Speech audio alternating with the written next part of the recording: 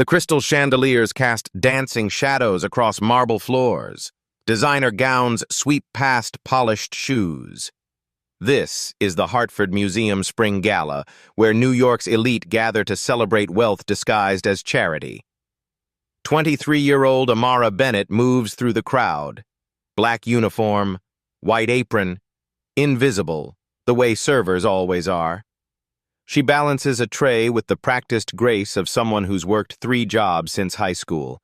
Against her dark skin, a silver necklace catches the light. A crescent moon intertwined with a compass rose. Weathered, old, beautiful. A woman's voice cuts through the murmur. Isn't it inappropriate for the help to wear jewelry?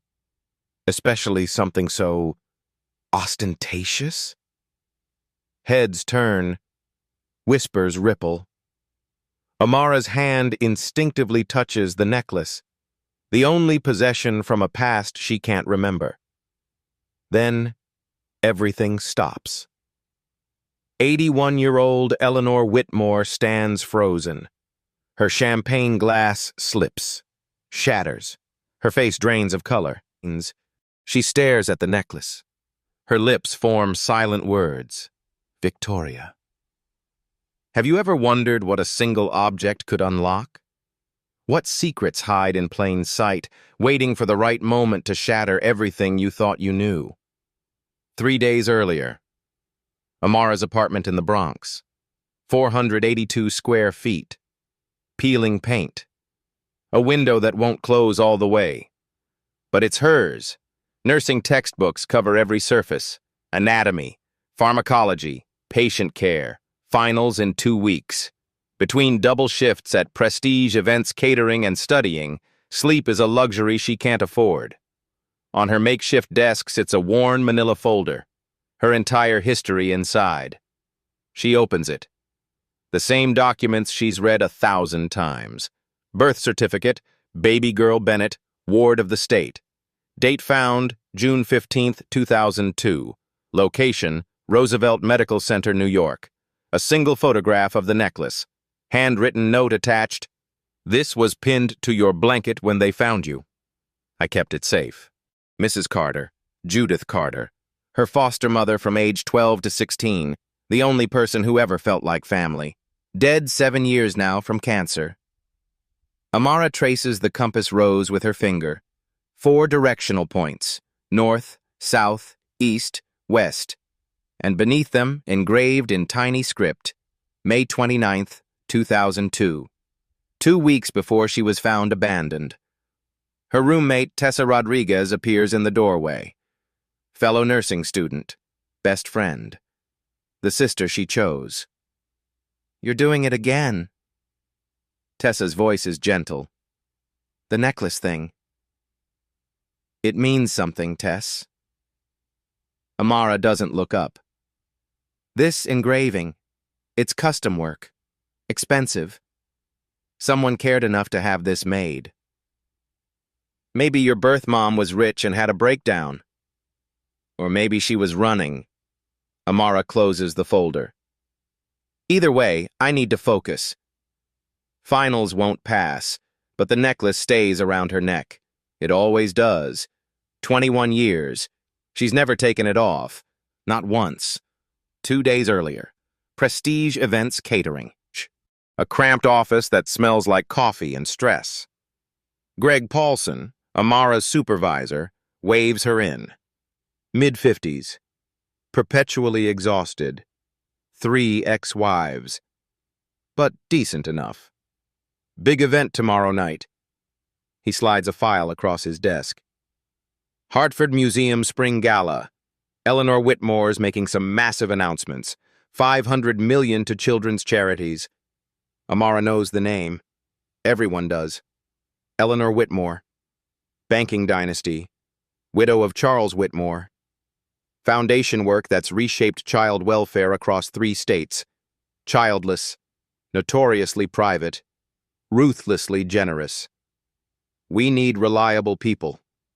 Greg taps the file. It's double pay. Tips from these folks? He whistles. Could be a month's rent in one night. Amara calculates. Double pay covers next semester's books. Maybe even catches her up on electricity. I'm in. Professional attire only. Greg's expression turned serious. No jewelry except simple studs. These people notice everything. They judge everything. Amara's hand moves to her necklace. This is no exceptions. Greg cuts her off. I'm serious, Amara. One complaint and we lose the contract. She nods, but her fingers stay wrapped around the silver crescent. She's never taken it off.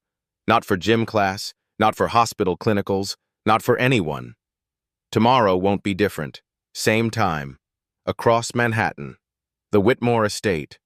15,000 square feet of history and grief. Eleanor Whitmore sits in her private study. Lawyers and financial advisors crowd the room. Tomorrow's announcement. $500 million. Her life's work. But her attention keeps drifting. Above the fireplace hangs a portrait. A young woman. Auburn hair, laughing eyes. Around her neck, a silver crescent moon necklace. Victoria Whitmore, 1980 to 2002. Her daughter. Dead 23 years. Patrick Hayes, Eleanor's assistant, notices her distraction. 37. Sharp. Loyal. Been with her a decade. Mrs. Whitmore? The speech revisions? Eleanor blinks. Victoria would be 45 now. Her voice is soft, distant.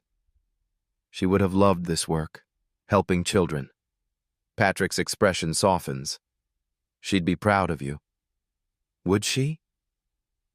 Eleanor touches the compass rose brooch pinned to her lapel, matches the necklace in the portrait. I couldn't save her.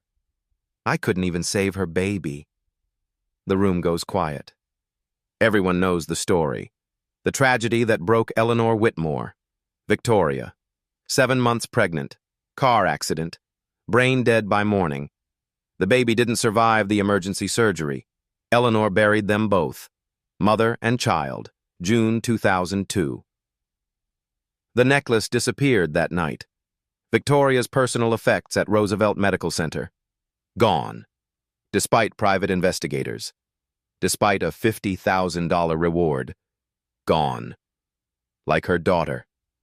Like her grandchild. Gone. Patrick clears his throat. The gala tomorrow. It's about moving forward. Is it? Eleanor looks at the portrait. At the necklace frozen in oil paint. Or is it about pretending the past doesn't haunt us? She commissioned that necklace in Florence, May 2001. Mother-daughter trip. 2 matching pieces. 1 necklace for Victoria. 1 brooch for herself.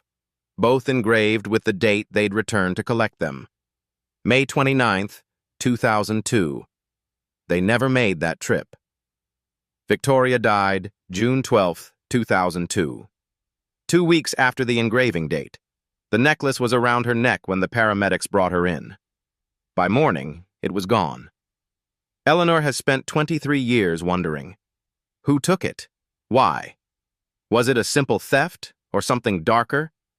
Tomorrow night, she'll stand before New York's elite and talk about hope. About giving children a future. She'll smile. She'll inspire. She'll pretend her heart isn't a graveyard. Because that's what you do when you're Eleanor Whitmore. You survive. 2 women, 2 lives, 1 lost object. Tomorrow night, fate will force them into the same room. And nothing will ever be the same. The gala. Moments after the champagne glass shatters. Security moves fast. 2 men in black suits appear beside Eleanor. Patrick rushes through the crowd. But Eleanor doesn't move. Can't move. Her eyes stay locked on Amara. On the necklace. The ballroom falls silent. 500 of New York's wealthiest holding their breath. Watching a billionaire stare at a server. Eleanor's voice breaks the silence. Barely a whisper, but it carries. Where did you get that necklace? Amara's heart hammers, every eye on her, judging, assuming. She's been in this position before, Always an outsider, always suspected. It's mine. Her voice is steadier than she feels. I've had it since I was a baby. That's impossible. Eleanor takes a step forward. Her hands trembled. I had that necklace made. Custom in Florence. There's only one. The crowd murmurs, louder now, accusations floating in the air. Stolen, must be stolen. A woman steps forward, mid-40s, perfectly tailored dress, a smile that doesn't reach her eyes. Carolyn Whitmore. Eleanor's daughter-in-law by marriage to her late nephew. Mother Eleanor. Carolyn's voice drips with concern. Perhaps we should discuss this privately. I'm sure there's a reasonable explanation. Her tone says there isn't, but Eleanor ignores her, moves closer to Amara. Her eyes were desperate, hungry, seeing something no one else can see. May I? Eleanor's hand reaches out. Stop inches from the necklace. Please. Amara wants to run, to disappear like she's learned to do her whole life. But something in Eleanor's eyes stops her. Not anger, not accusation. Grief. Raw, devastating, ancient. Amara nods. Eleanor's fingers touch the silver. Trace the compass rose. Find the engraving on the back. Her breath catches. 05.29.02. Eleanor's knees buckle. Patrick catches her. It's real. Victoria's necklace. 20 minutes later. A private room off the main hall. Amara sits across from Eleanor. Patrick stands nearby. Two others have joined them. Detective Raymond Costa, 62 NYPD, semi-retired but on the Whitmore family retainer, and Dr. Miriam Okafor, family reunification specialist, lawyer, sharp eyes that miss nothing. I'm not pressing charges. Eleanor speaks first, direct. I need to understand how you have that necklace. Amara's hands grip her knees. I was abandoned. Infant. Outside Roosevelt Medical Center, June 15th, 2002. The necklace was pinned to my blanket. That's everything I know. The room temperature drops. Eleanor's face transforms. Color draining. Hands shaking harder. June 15th? Roosevelt Medical? According to my intake papers, yes, Patrick and Detective Costa exchange looks. Costa speaks carefully. Mrs. Whitmore's daughter Victoria died June 12, 2002, at Roosevelt Medical Center.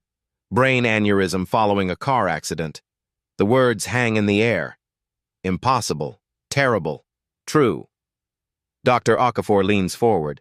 Miss Bennett, do you have medical records? Birth documentation? Just what the state gave me. Amara pulls papers from her purse. Always carries them. Her entire identity in a folder.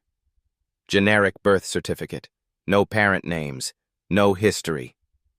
Eleanor's hands shake as she removes her compass rose brooch. Place it on the table beside Amara's necklace. They're unmistakably matched.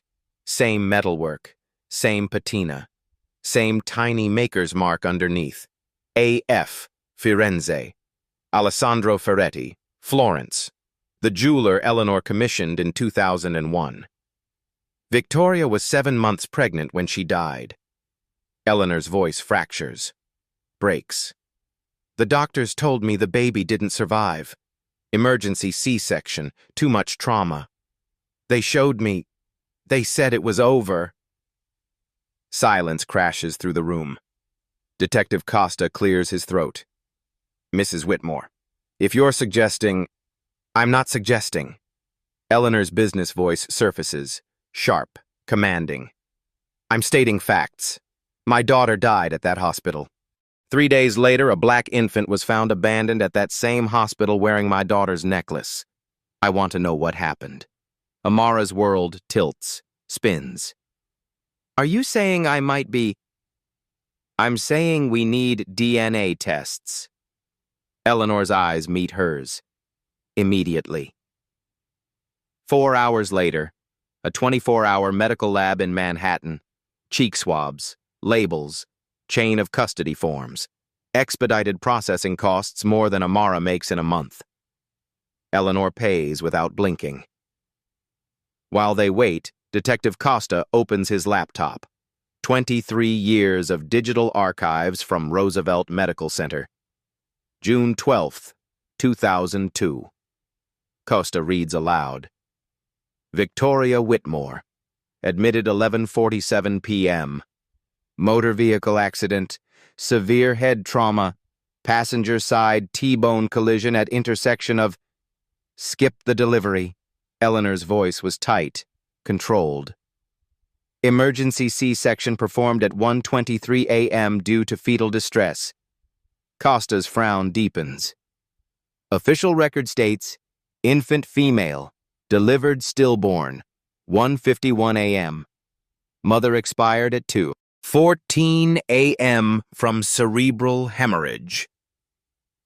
Eleanor closes her eyes, reliving the worst night of her life. Costa continues. June 15th, 2002. Infant female found by maintenance worker Lewis Washington, 6:20 a.m., near the ER entrance. Estimated age 3 to 4 days.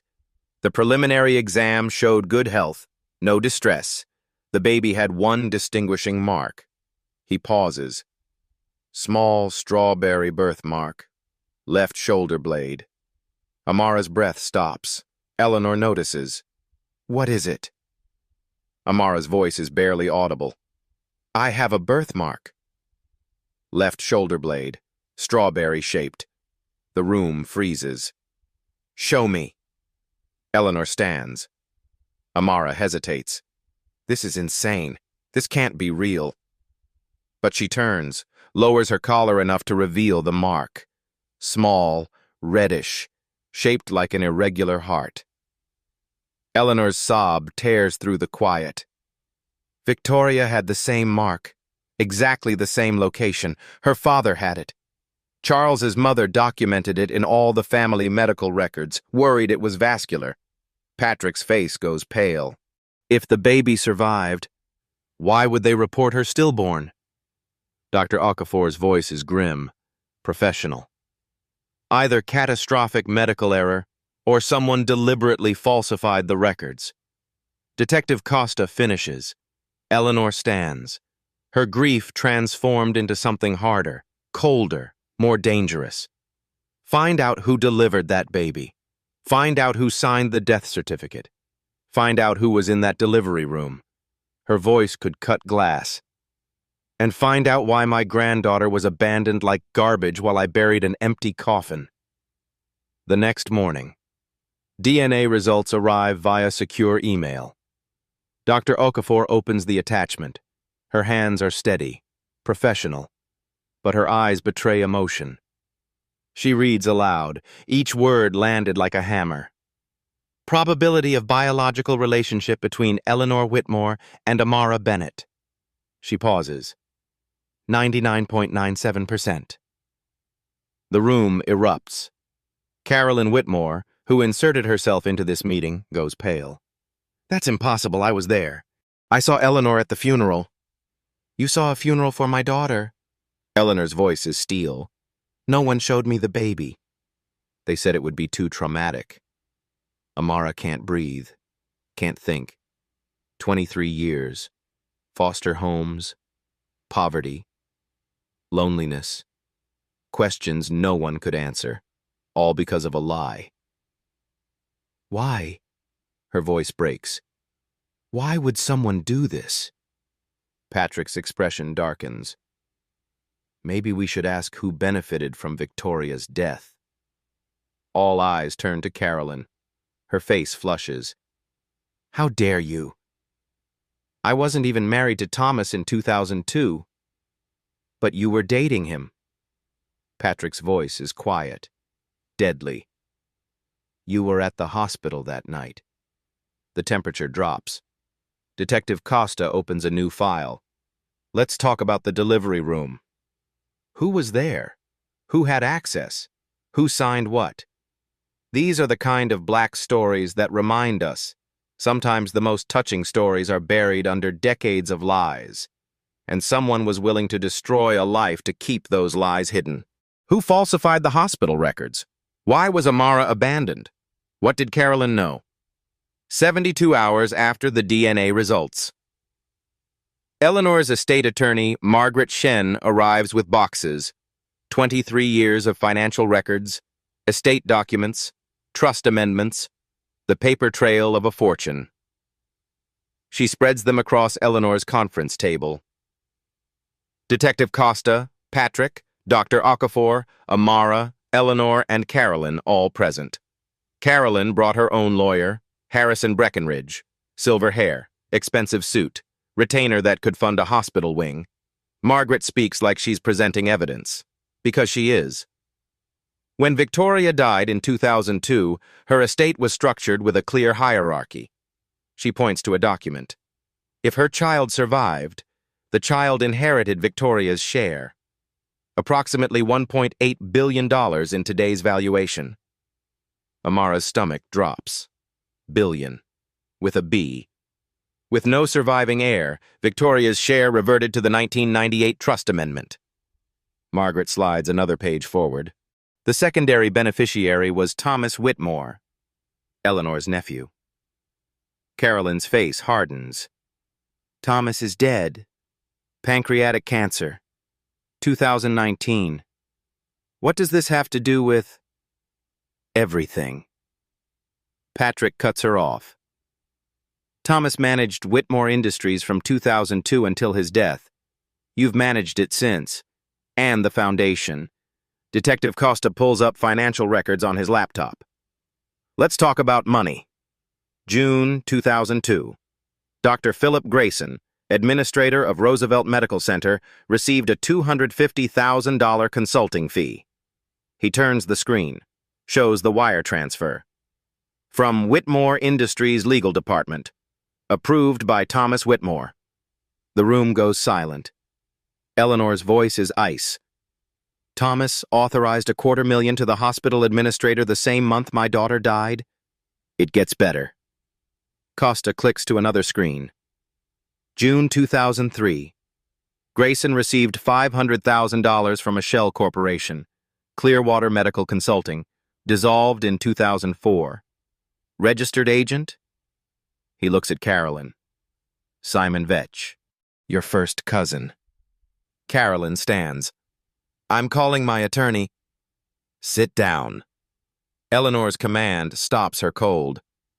You're not leaving until we understand what happened. Carolyn sits. But her lawyer leans in, whispers urgently. Detective Costa continues. Hospital staff present at Victoria's delivery. Primary surgeon, Dr. Alan Mercer, retired, living in Arizona. Surgical nurse, Linda Hartwell, retired, Vermont. Anesthesiologist, Dr. Paul Rickman, deceased, 2007. He pauses on the next name. Attending physician who signed the stillbirth certificate, Dr. Gerald Thornton. A photo appears. Man in his 40s, white coat, confident smile. Thornton was terminated in 2003 for falsifying patient records. Unrelated case. Lost his medical license in 2005. Last known address, Jacksonville, Florida. Patrick leans forward. Someone paid him. That's speculation. Breckenridge, Carolyn's lawyer, objects. You have no evidence. Then explain the money. Eleanor's voice cuts like a blade. Explain why my nephew paid the hospital administrator. Explain why Carolyn's cousin's company paid him more.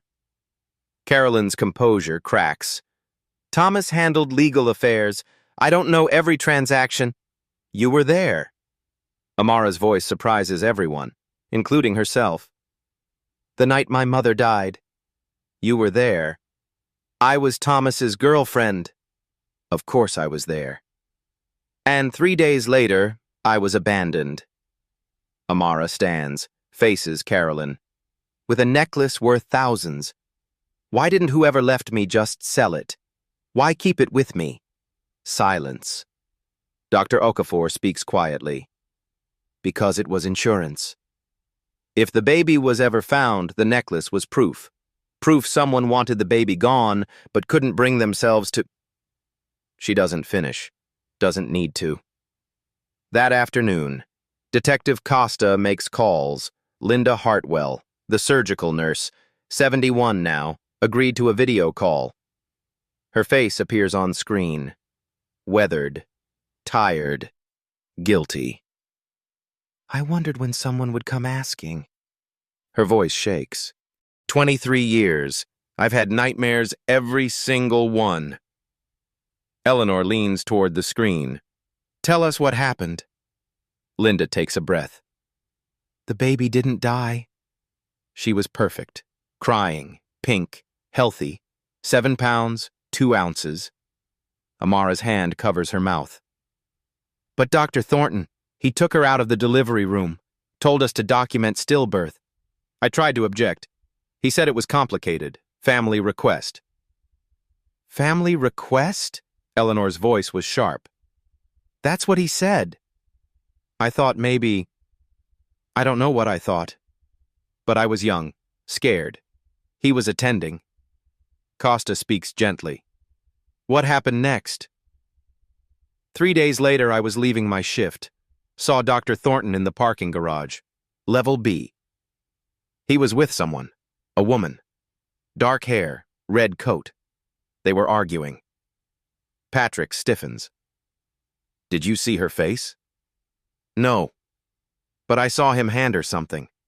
Wrapped in a hospital blanket. I didn't realize until years later what I'd witnessed. Why didn't you report it? Dr. Okafor asks. Linda's face crumples. I tried. Went to Dr. Grayson, the administrator. He told me I was mistaken, traumatized from the delivery. Then I started getting letters. What kind of letters? No return address. Typed. Said my family would be hurt if I talked. Said my daughter, she was 8, then they knew her school. Send me pictures of her playground. Eleanor closes her eyes. So I kept quiet. Got a transfer to a different hospital. I tried to forget. Linda wipes tears. I'm sorry. I'm so sorry. Amara can't speak. Can't process. They threw her away. Threatened a woman into silence. All for money. Detective Costa pauses the recording. Linda, the woman you saw, the red coat. Can you describe anything else? Expensive. Designer. Burberry, maybe? And she was tall. Confidence. Moved like someone used to giving orders. Patrick's face goes white. Carolyn had a red Burberry coat. 2002. I remember because Thomas bought it for her. Christmas 2001. All eyes turn to Carolyn. She's pale. Shaking. Thousands of women own red coats. This is absurd. You're building a conspiracy from... Then take a polygraph. Eleanor's voice was cold, merciless. If you have nothing to hide, I don't have to prove my innocence. Actually, Breckenridge says quietly, given the evidence, you might want to cooperate. Even her own lawyer sees it. That night, Eleanor's study. Amara sits by the window, looking at the city lights, trying to process that she's a billionaire's granddaughter, that her entire life was a lie, that people destroyed her for money. Eleanor enters with tea, sits beside her. I don't know how to be a family. Amara's voice is small. I don't know how to be your granddaughter. I don't know how to be a grandmother. Eleanor's honesty is gentle. But we'll learn. Together. They threw me away. Amara's voice breaks. Like I was garbage. No. Eleanor takes her hand. They stole you. They're not the same thing. You were wanted. Desperately. I just didn't know you existed. Amara looks at her. This woman who's a stranger. Who's her grandmother? Who lost 23 years? What if we can't prove it? What if they get away with it? Eleanor's eyes harden. They won't. I promise you that. A knock on the door. Patrick enters, face grim. Detective Costa found Dr. Thornton in Florida. He's willing to talk. Eleanor stands. Then we go to Florida. There's something else. Patrick hesitates. Keith Mallory, private security contractor. He's been asking questions about Amara, following her. Who hired him? Whitmore Industries Security Division. Approval code traces to Carolyn. These real-life stories teach us, when the powerful feel threatened, they don't just hide the truth, they hunt it. And Amara just became the target. Jacksonville, Florida. 2 days later. Detective Costa and Patrick stand outside a run-down apartment complex, peeling paint, broken railings, the smell of desperation. Dr. Gerald Thornton lives here now, 3rd floor, Unit 312. Costa knocks, once, twice. Footsteps shuffle inside. The door opens. A man appears, 67 but looks 80. Hollow eyes, shaking hands. The ghost of the confident doctor from the photo. Dr. Thornton? Costa shows his badge. Thornton's face drains. I knew someone would come eventually. He doesn't ask why they're there. He already knows. Inside the apartment. Thornton sits on a stained couch, hands wrapped around a coffee mug.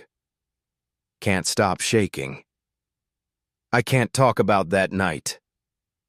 They'll kill me. Who will kill you?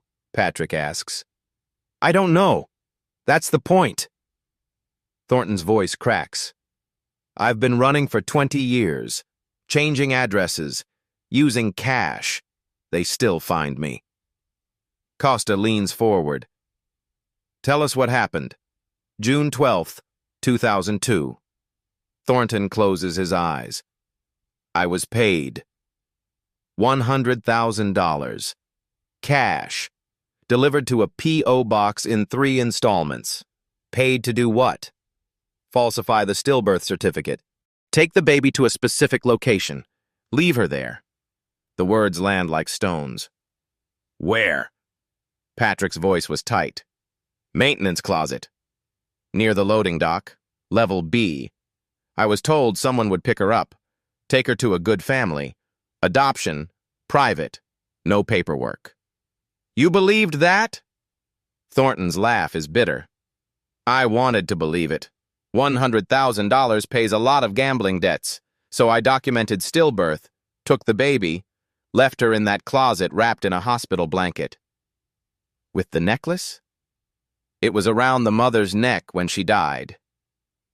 I thought, I don't know, maybe the baby should have something from her. Costa's jaw tightens. What happened next? I left. Came back an hour later to check. The baby was gone. I thought everything went according to plan. Thornton's voice drops. But 3 days later I saw the news. Abandoned baby found at Roosevelt Medical. I realized whoever was supposed to pick her up didn't. They just moved her to the ER entrance and left her. Patrick stands, paces. Who contacted you? Who set this up? I never met them directly. Everything was phone calls, burner phones, instructions delivered by text, money and cash drops. You must have heard something. A name. A voice. Thornton hesitates. There was one voicemail, left by mistake. A woman's voice. She said, "Tell Grayson it's done." Then she hung up, realized her error, called back immediately and said, "Forget that message." Can you describe the voice? Educated. Cold. Used to giving orders. And... He pauses. She had a slight accent. Not strong, but there. European, maybe. Or someone who'd lived abroad. Costa and Patrick exchange looks. After that night, the threats started. Thornton continues. Letters. Photos of my daughter at school. Her route home. I moved to Florida, changed my name on lease documents, stopped practicing medicine. But they still found me. He pulls up his shirt, shows a scar across his ribs. 2 years ago, man with a knife, and with a parking lot outside a grocery store. Said if I ever talked, next time would be fatal. Back in New York, Eleanor's estate. Amara can't sleep. It's 3 a.m.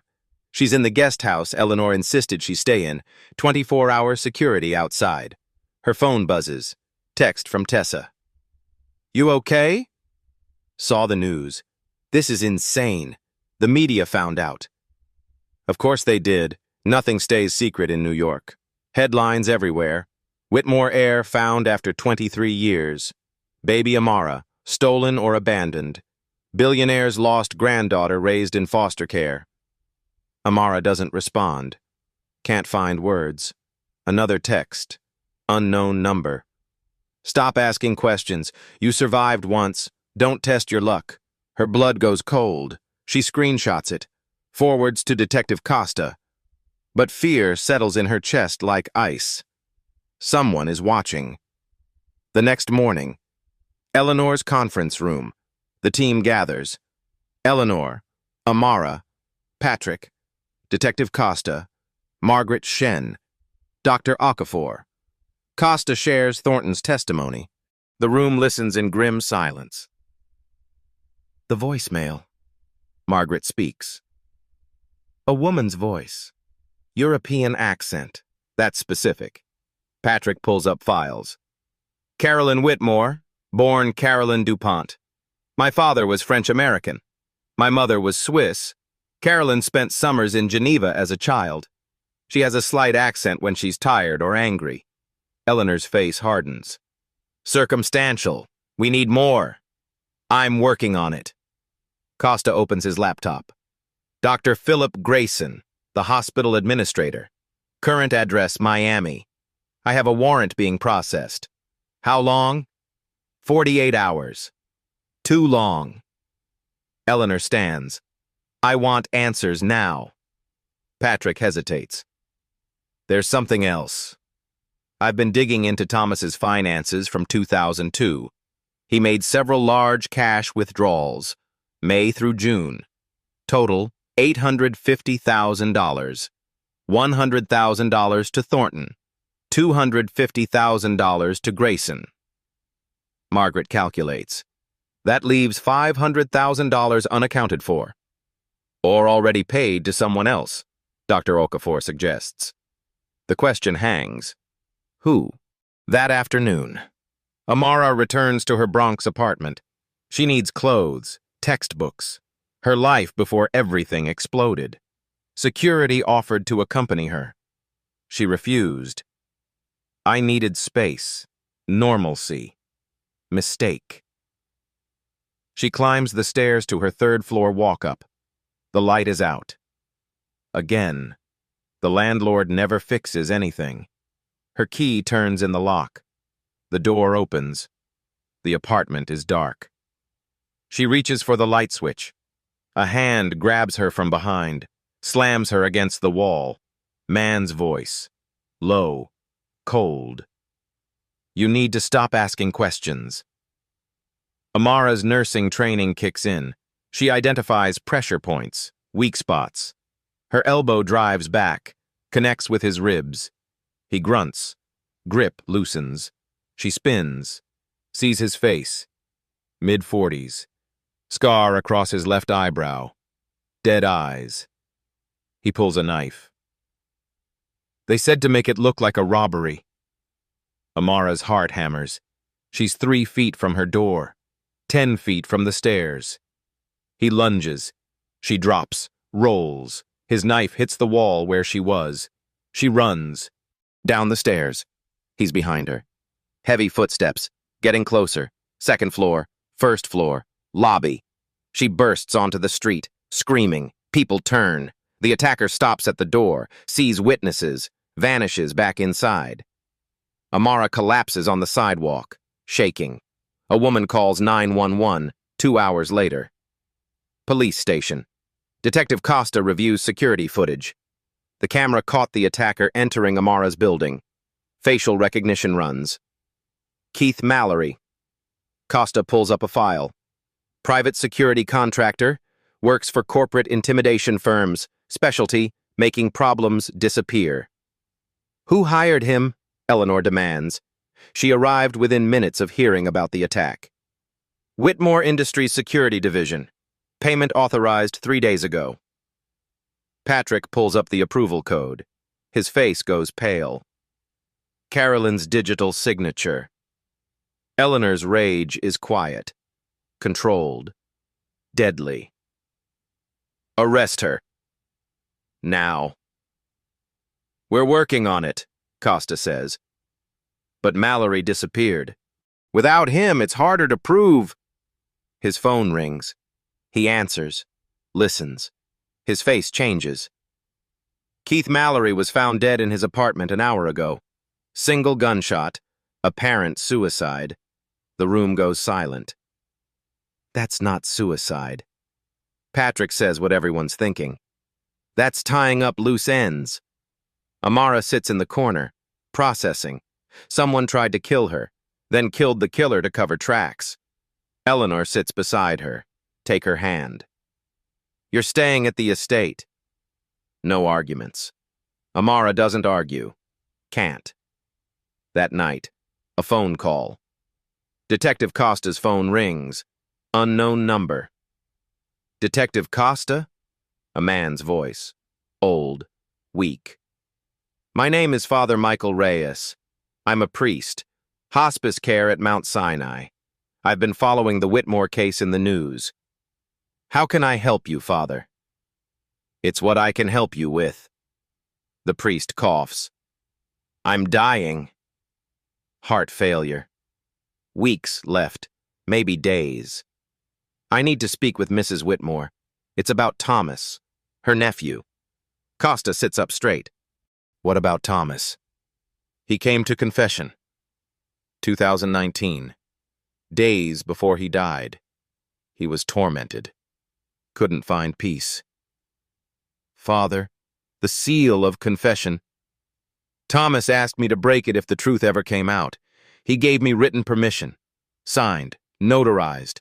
The priest's breathing labors. He told me what he did. All of it. But he wasn't the one who planned it. Costa's pulse quickens. Who planned it? Someone Victoria trusted. Someone she loved like a sister. The priest pauses. He gave me a name. Dr. Naomi Carter. The world stops. Victoria's best friend? Costa can barely speak. Thomas said she came to him in May 2002. Told him the baby would ruin both their lives. Told him they could make it disappear. She had connections at the hospital. She had a plan. Costa stands, pacing. Why would Naomi Carter want Victoria's baby gone? Money, debts, desperation. Father Reyes coughs again, harder. Thomas said Naomi was the one who arranged everything, paid everyone, threatened everyone. He just provided the money and looked the other way. Sometimes the touching stories we hear about friendship hide the darkest betrayals. Because the people closest to us know exactly how to destroy us. The name drops like a bomb. Dr. Naomi Carter. Victoria's best friend. Maid of honor at her wedding. The woman who held Eleanor's hand at the funeral. Detective Costa pulls up files. Within minutes, her life spreads across his screen. Naomi Carter, now 46. Psychiatrist. Private practice on Manhattan's Upper East Side. Successful. Wealthy. Respected. But 2002 tells a different story. Columbia University roommates. Victoria and Naomi. 1998 to 2002. Inseparable. Every photo shows them laughing, arms linked, sisters by choice, until money destroyed everything. Costa digs deeper. January 2001. Naomi married Marcus Carter, hedge fund manager, worth $45 million. March 2001. Marcus filed for divorce. Cause infidelity. His infidelity. New girlfriend, Patricia Lowe, 26. Former assistant. The divorce was brutal. Marcus's lawyers argued Naomi contributed nothing to his wealth. Prenuptial agreement gave her minimal settlement. $200,000. That's it. Naomi fought back.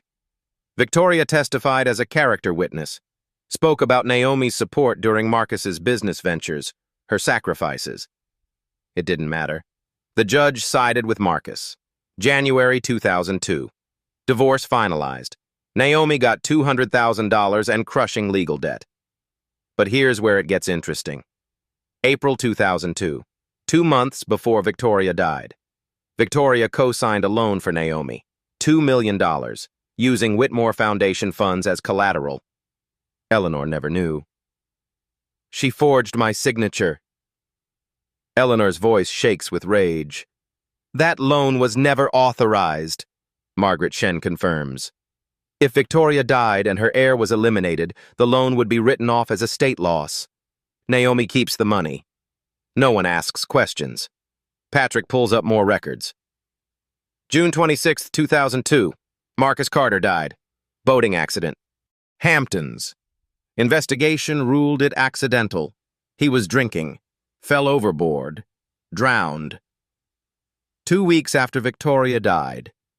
Dr. Okafor notes. Patricia Lowe contested the will. Marcus promised to change it. But without proof, and with Naomi as the previous beneficiary, courts awarded Naomi the full estate through a legal loophole. Costa does the math. $45 million from Marcus, $2 million from Victoria, all within 1 month. And all she needed was for Victoria and the baby to disappear. Amara's voice is hollow. The pieces fit. Perfect. Terrible. True. Detective Costa makes a call. Dr. Naomi Carter? This is Detective Raymond Costa, NYPD. I'd like to ask you some questions about Victoria Whitmore. Silence on the line. Then, I heard about Amara. It's wonderful. Eleanor must be overjoyed. Her voice is smooth, practiced, but there's something underneath. Fear. Would you be willing to come to the station? Clear up some timeline questions? Of course. Though I'm not sure how I can help. That was 23 years ago. You remember it well enough. Another pause. Victoria was my best friend. You don't forget losing someone like that. No. Costa's voice hardens. You don't. They arrange a meeting, tomorrow, 2 p.m. Naomi agrees too easily, like she's been expecting this. That night, Eleanor can't sleep. She sits in her study, looking at photos of Victoria and Naomi, birthday parties, graduations, holidays. In every photo, Naomi is smiling, perfect teeth, perfect hair, perfect mask. How did Eleanor miss it? The envy, the resentment, the rage hiding behind friendship. Patrick enters quietly. You couldn't have known. I should have. I'm supposed to protect my family. She fooled everyone, even Victoria. Eleanor touches a photo. Victoria laughed. Naomi beside her, arms around each other. She murdered my daughter, stole my grandchild, and I invited her to the funeral. Patrick has no response. Some betrayals are too deep for words. The next day, 2 p.m. police station. Dr. Naomi Carter arrives 15 minutes early. Designer suit, Hermes bag, lawyer in tow, Douglas Wainwright, expensive, ruthless. She sees Eleanor in the conference room. Her mask slips for half a second, then reconstructs. Eleanor? It's been too long. She moves to embrace her. Eleanor steps back. Don't. Naomi's smile falters. She sits. Wainwright beside her. Detective Costa, Patrick, Dr. Okafor, and Margaret Shen fill the room. Recording equipment running. Dr. Carter. Thank you for coming. Costa begins. We're investigating the events surrounding Victoria Whitmore's death. Specifically, the disappearance of her baby. I thought the baby died. Naomi's voice was careful. The baby is alive. Sitting right there. Costa gestures to Amara. Naomi looks. Really looks. Her face doesn't change, but her hands grip her bag tighter. How wonderful. You must be thrilled, Eleanor. Eleanor says nothing, just stares, dissecting. Costa continues. We have testimony placing you at Roosevelt Medical Center the night Victoria died. Of course I was there. Victoria was my best friend. We have financial records showing Victoria co-signed a $2 million loan for you, April 2002. Naomi doesn't blink. Victoria was generous. She helped me through a difficult divorce. We have phone records. Costa slides papers across the table. 17 calls between you and Dr. Philip Grayson in the week before Victoria died. Why were you calling the hospital administrator? I don't recall. That was 23 years ago. We have testimony from Dr. Gerald Thornton. He says a woman with a European accent gave instructions to falsify the stillbirth certificate. Naomi's lawyer leans in. My client doesn't have to respond to hearsay. We have a voicemail. Costa plays it. The audio is old, scratchy, but clear enough. A woman's voice. Tell Grayson it's done. Naomi's face remains neutral, but a vein pulses in her neck. That could be anyone. We have witness testimony. Costa presses. Linda Hartwell, surgical nurse. She saw Dr. Thornton hand a blanket-wrapped bundle to a woman in a red coat. Parking garage, level B, June 15th, 2002. Thousands of women own red coats. We have testimony from Thomas Whitmore, given to Father Michael Reyes on his deathbed. Costa plays the recording. Father Reyes's voice, weak but clear. Thomas confessed everything.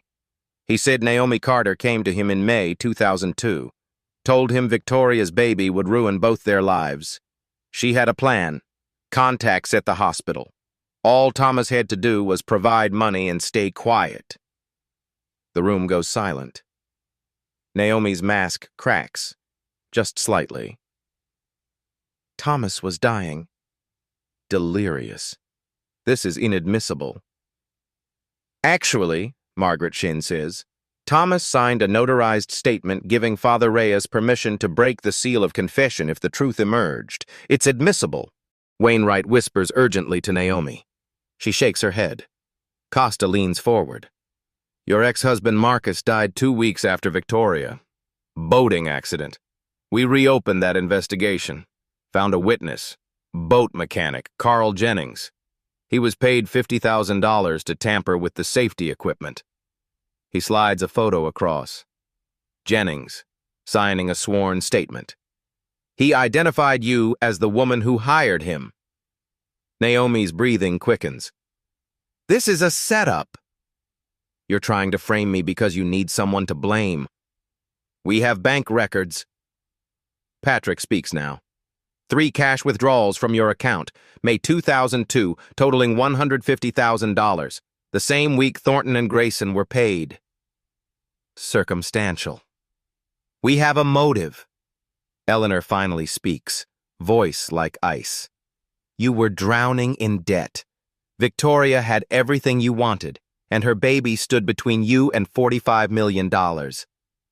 Naomi's eyes flash, rage pure, unfiltered. You have nothing, speculation and coincidence. We have enough to arrest you. Detective Costa stands. Dr. Naomi Carter, you're under arrest for conspiracy to commit kidnapping, fraud, and conspiracy to commit murder. Wainwright shoots to his feet. This is outrageous. You'll be hearing from... But something breaks in Naomi. 23 years of pretending, of hiding, of fear. It shatters. She stands, pushes Wainwright aside. You want the truth? Her voice rises. Fine. Yes. I did it. All of it. Wainwright grabs her arm. Naomi, stop talking. She shakes him off. Victoria had everything. Her composure explodes. Money. Family. Love. And she was going to waste it playing Mother Teresa. That baby would have inherited billions while I had nothing. Eleanor stands, hands shaking with rage. So, yes! Naomi's screaming now. I convinced Thomas to help me. Yes, I paid Grayson and Thornton. Yes, I told them to abandon the baby because I couldn't risk her growing up and asking questions. Amara can't breathe, can't process. And yes, I had Marcus killed.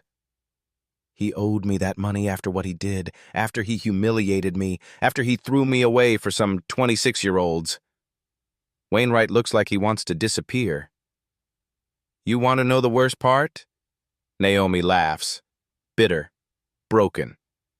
I'm not sorry. Victoria was naive. Thomas was weak. They both deserved what happened. She looks at Amara, eyes cold. You survived. You're fine. You're about to inherit billions. So what's the problem? The room is silent, stunned. Eleanor steps forward, voice quiet, devastating. The problem, Naomi, is you're going to spend the rest of your life in prison knowing all your scheming achieved nothing but your own destruction. Security enters. Handcuffs Naomi. As they lead her away, she's still screaming. Victoria didn't deserve that fortune. She was going to waste it. I was smarter. I deserved it. The door closes. Silence crashes down. Amara realizes she's crying. Eleanor's arm wraps around her. These are the black stories that remind us evil doesn't always wear a mask. Sometimes it wears the face of a friend. 3 days later, Manhattan Criminal Courthouse. The media circus is deafening. Cameras flash. Protesters hold signs. Justice for Amara. How many others were stolen? Eleanor and Amara arrive surrounded by security. Inside, the courtroom is packed. Standing room only. Dr. Naomi Carter sits at the defense table. Orange jumpsuit, no makeup. The mask is completely gone. Douglas Wainwright beside her, looking like he aged 10 years. Carolyn Whitmore sits separately. Her own legal team, accessory charges, conspiracy. Judge Ramona Torres enters, 64, 2 decades on the bench, zero tolerance for games. All rise. Assistant District Attorney James Wu stands. Your Honor, the people will demonstrate that Dr. Naomi Carter orchestrated a conspiracy spanning 23 years. Kidnapping, fraud, murder. He lays out the case, the DNA evidence, financial records, testimony. Linda Hartwell takes the stand first. 71. Nervous, but determined. The baby didn't die. She was healthy. Crying. Perfect. Wu guides her. What happened next? Dr. Thornton took her. Told us to document stillbirth. Said it was a family request. What did you witness 3 days later? I saw Dr. Thornton in the parking garage with a woman. Dark hair, red coat. Expensive. He handed her something wrapped in a blanket. Wu shows a photo. Naomi Carter, 2002. Could this be the woman? The build matches. The height, the confidence. Wainwright cross-examines, tries to poke holes. Linda doesn't budge. Dr. Gerald Thornton testifies next. Immunity granted. Looks broken. I falsified the stillbirth certificate, paid $100,000, instructions through burner phones, cash drops. Have you ever heard a name? Once. Voicemail. A woman said, "Tell Grayson it's done." Describe the voice. Educated. Cold. Slight European accent. Wu plays the recording, then submits voice analysis. 92% match Dr. Carter's voice. The courtroom murmurs. Carl Jennings testifies. The boat mechanic. Guilty conscience. She paid me $50,000 to tamper with Marcus Carter's boat. Safety equipment. Make it look accidental. Who paid you? Dr. Naomi Carter. Met her at a marina. Told me exactly what to do. Wu shows surveillance footage. Jennings meeting Naomi. May 2002. It's her. No question. Father Michael Reyes appears via video link. Hospice. Oxygen tube. Weeks left. Thomas Whitmore confessed. June 2019. Days before he died. What did he confess? About the baby. How Naomi Carter convinced him it was necessary, that the baby would destroy their inheritances. Who orchestrated it? Naomi, all of it. She had hospital connections, arranged payments. Thomas just provided money. Wainwright objects. Wu submits Thomas's notarized permission. Judge Torres allows it. Amara takes the stand. The courtroom goes silent. Wu approaches gently. Miss Bennett, tell the court about your childhood. 7 foster homes before I aged out at 18. Some good, most weren't. Did you have family support? I had no one. No records, no history, just a necklace and questions. How did you survive? 2 jobs in high school, 3 in college, scholarships, loans. I worked every day to become a nurse. What did you think about your biological family? Amara's voice cracks. I thought they didn't want me. I thought I wasn't worth keeping. Eleanor's eyes fill with tears. Now you know the truth. Now I know I was wanted. But someone decided my life was worth less than money. She looks at Naomi. You stole 23 years from my grandmother, condemned me to poverty, killed people, for money. Naomi stares back. No remorse. Wainwright cross-examines.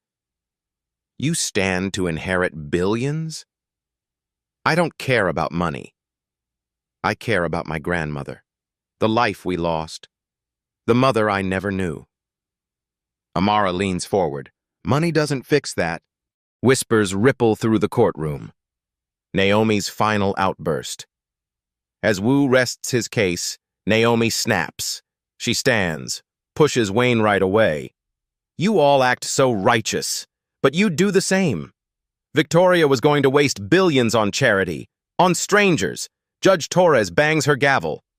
Dr. Carter, sit down. No, I worked for everything. Victoria had it handed to her. She didn't deserve it. Sit down or I'll hold you in contempt. I'm already going to prison. Naomi laughs, bitter. My only mistake was not destroying that necklace. Security moves toward her. Victoria was weak. Thomas was weak, and that baby, she points at Amara, should have stayed lost. Security restrains her, drags her back. She's still screaming.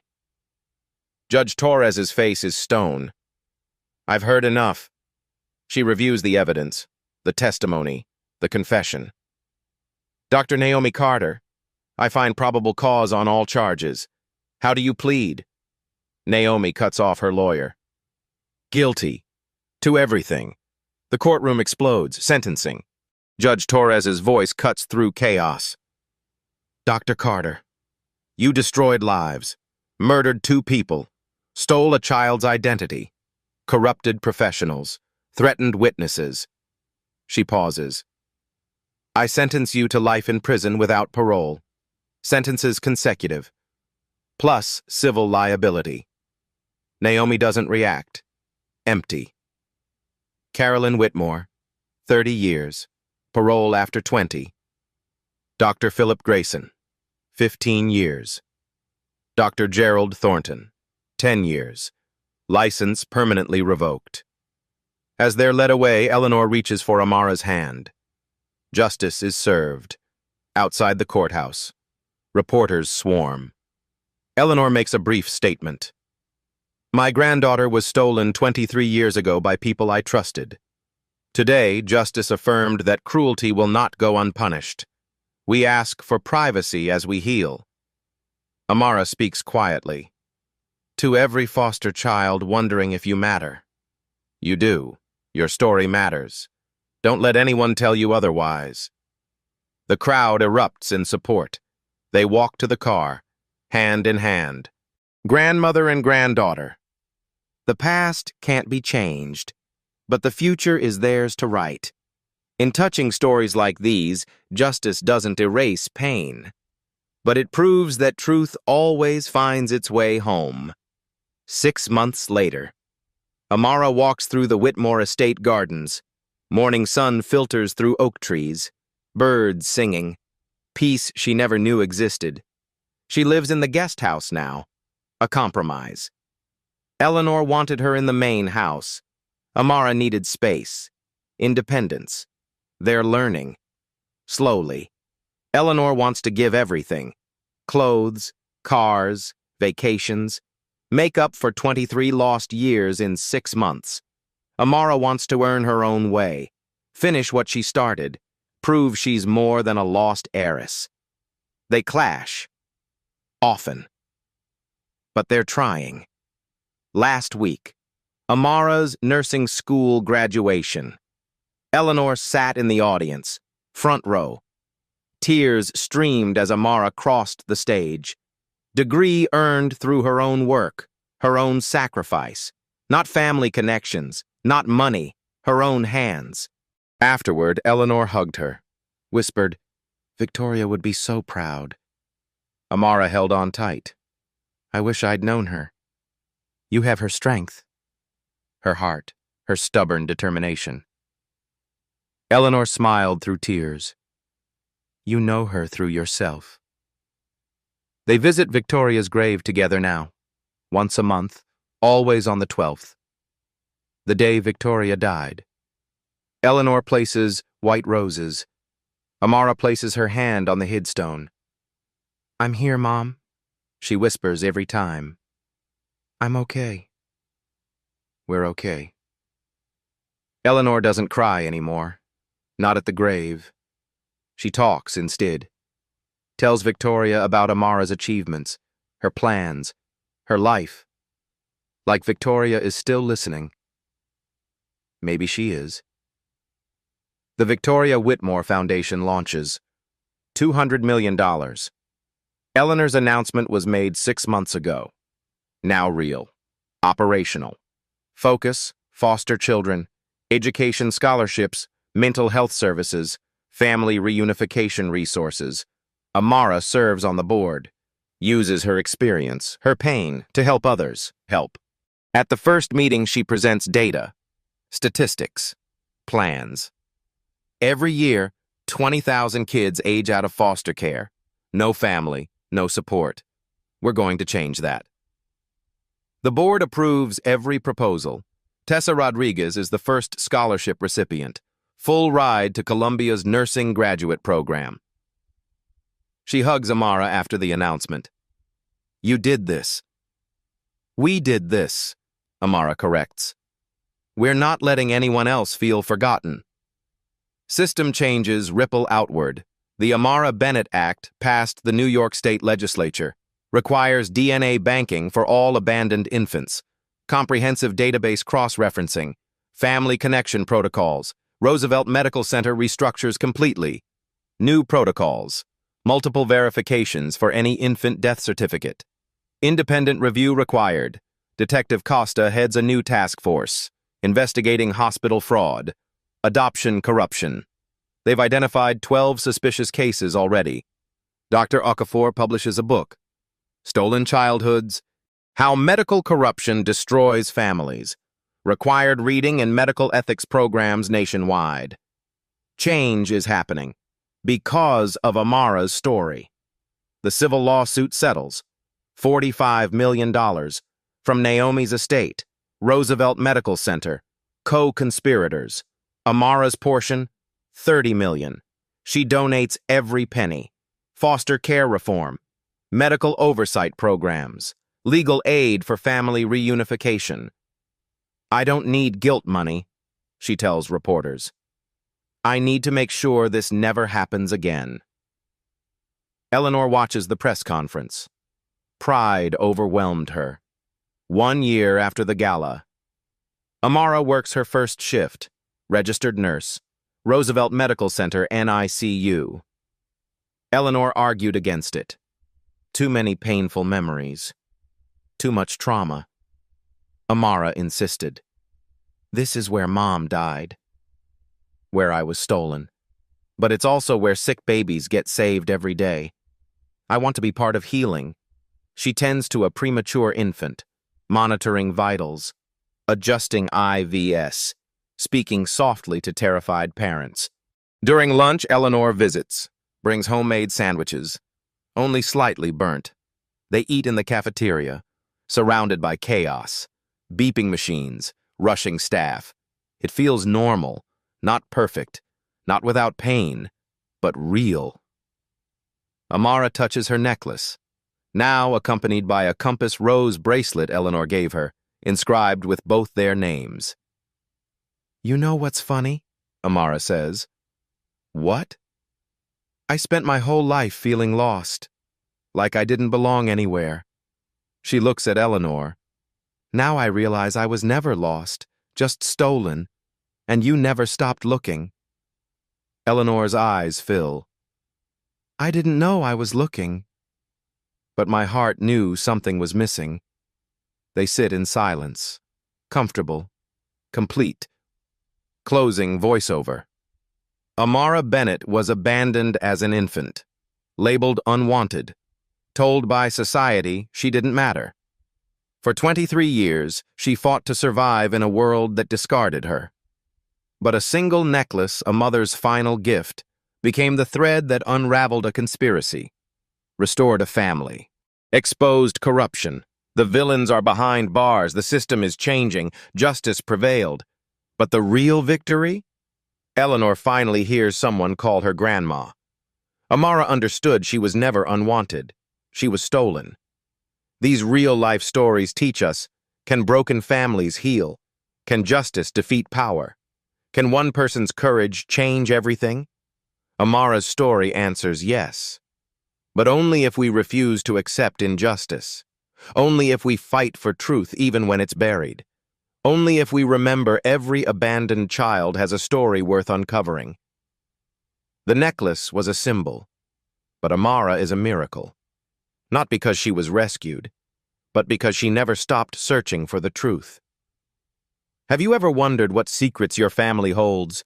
What injustices hide behind closed doors?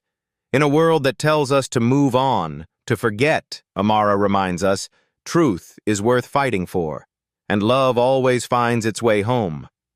If this story touched your heart, share it. Comment below about your own journey. Subscribe to hear more touching stories about real people overcoming impossible odds, because every story matters, including yours.